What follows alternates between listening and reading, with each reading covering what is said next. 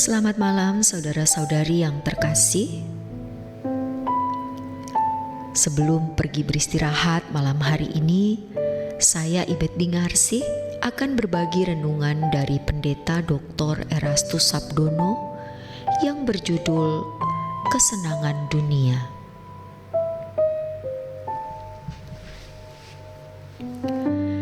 Pada akhirnya, Tuhan akan memperkarakan gairah apa yang ada pada setiap individu. Dari gairah tersebut akan terbukti seseorang mengarahkan hidupnya kepada siapa. Orang-orang yang memiliki banyak keinginan untuk memuaskan hawa nafsu adalah orang-orang yang mengarahkan hidupnya kepada dunia. Ini berarti menjadikan diri mereka sebagai musuh Allah. Yakobus 4 ayat 4. Dalam Yakobus 4 ayat 1-3 tertulis adanya manusia yang hidup hanya untuk mengingini kepuasan hawa nafsu. Kata hawa nafsu sama dengan kesenangan. Kata ini dalam teks aslinya adalah hedone. Adapun kata menginginkan, Yakobus 4 ayat 2, dalam teks aslinya adalah epitumia, yang artinya keinginan yang kuat. Dalam hal ini, kita harus memeriksa gairah apa yang paling kuat mendesak dalam jiwa kita. Gairah itu adalah nyawa seseorang. Bagaimana warna nyawa seseorang tergantung dari apa yang disiramkan atasnya. Itulah sebabnya Amsal 4 ayat 23 menasihati orang percaya agar menjaga hati dengan segala kewaspadaan. Kata hati adalah lab, yang juga berarti inner man atau manusia batiniah, mind atau pikiran, will atau kehendak, heart atau hati. Dalam hal ini, betapa kita harus merawat manusia batiniah kita dengan seksama. Warna gairah seseorang tidak bisa dibangun dalam satu hari, melainkan harus dibangun dalam tahun-tahun yang panjang. Kalau seseorang selalu mendapat masukan dari dunia ini, warna jiwanya sama seperti dunia ini. Tetapi kalau seseorang selalu mendengar kebenaran firman Allah yang benar, warna jiwanya sesuai dengan yang Allah kehendaki. Oleh sebab itu, seseorang harus mengisi jiwanya dengan firman yang keluar dari mulut Allah.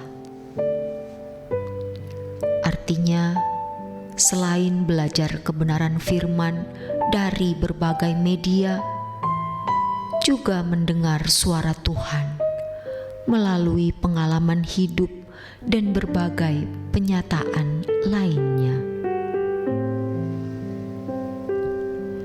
Dalam Matius 4 ayat 4, satu aspek hendak ditunjukkan adalah bahwa makanan jiwa seseorang haruslah firman yang keluar dari mulut Allah, dan aspek lainnya harus diwaspadai bahwa ada firman yang keluar dari mulut yang lain. Kita harus selalu aktif mencari firman Allah kita tidak boleh bersikap pasif. Kalau bukan firman-Nya yang keluar dari mulut Allah, pastilah perkataan yang keluar dari mulut iblis. Perkataan iblis menciptakan karakter iblis, tetapi firman Allah membangun karakter Allah dan menciptakan gairah yang mengarahkan manusia menjadi kekasih Allah. Kalau seseorang mendengar firman yang keluar dari mulut Allah, kesenangannya adalah kehadiran Allah dan kerajaan-Nya. Tetapi kalau dunia yang mengisi bejana hati seseorang, maka kesenangannya adalah dunia ini. Kesenangan dunia membawa seseorang kepada kebinasaan. Setiap orang akan dibawa kepada dua kemungkinan. Apakah gairahnya makin kuat ke arah Tuhan atau ke arah dunia? Oleh sebab itu, setiap kita harus memperhatikan apakah yang paling banyak mengisi jiwa kita.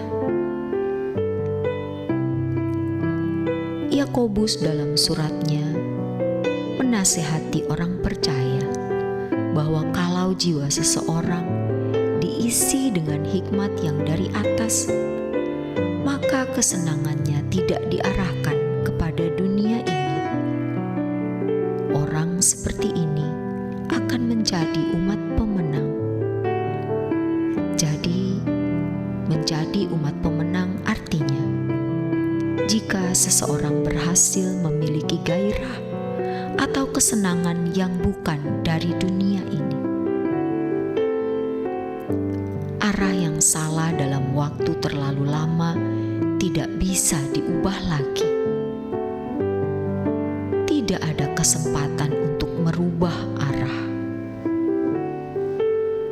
Pergumulan ini sama dengan yang dikatakan Yesus dalam Matius 10 ayat 39, yaitu pergumulan kehilangan nyawa. Nyawa di sini adalah kesenangan. Kalau seseorang berhasil rela kehilangan kesenangan dunia ini, ia akan memperoleh kesenangan di dunia yang akan datang. Seseorang yang tidak bisa menikmati keduanya harus memilih salah satu. Karena seseorang memang tidak bisa menikmati keduanya, harus memilih salah satunya. Apakah Tuhan yang disambut atau dunia ini yang di belakangnya ada Lucifer yang jatuh? Seseorang tidak dapat mengabdi kepada dua tuan. Matius 6 ayat 24. Dalam Matius 10 ayat 40, Tuhan Yesus menegaskan, barang siapa menyambut berita Injil, ia menyambut Tuhan Yesus. Dan barang siapa menyambut Yesus, ia menyambut Allah Bapa. Kata menyambut dalam Matius 10 ayat 39 adalah dechomai, yang berarti to take with the hand, to take her hold, to receive hospitality, atau menyambut dengan tangan dan menggenggam keramahan atau kesopanan. Perlu diperiksa seberapa pantas seseorang menyambut Yesus sebagai Tuhan. Masalahnya adalah apakah seseorang mendengar Injil yang benar. Kalau seseorang tidak mendengar Injil yang benar, ia tidak pernah mengalami keselamatan yang sejati. Injil yang benar ialah apakah bersedia barter, yaitu rela meninggalkan segala sesuatu supaya memperoleh Kristus atau meninggalkan dunia ini. Filipi 3 ayat 7-9. Orang yang tidak meninggalkan dunia pasti bersifat hedoni. Dalam Lukas 8 ayat 14 ditunjukkan bahwa firman Allah tidak bisa bertumbuh kalau seseorang masih bersifat hedoni. Kalau seseorang selalu mendapat masukan dari dunia ini, warna jiwanya sama seperti dunia ini. Tetapi kalau seseorang selalu mendengar kebenaran firman Allah yang benar, maka warna jiwanya sesuai dengan yang Allah kehendaki.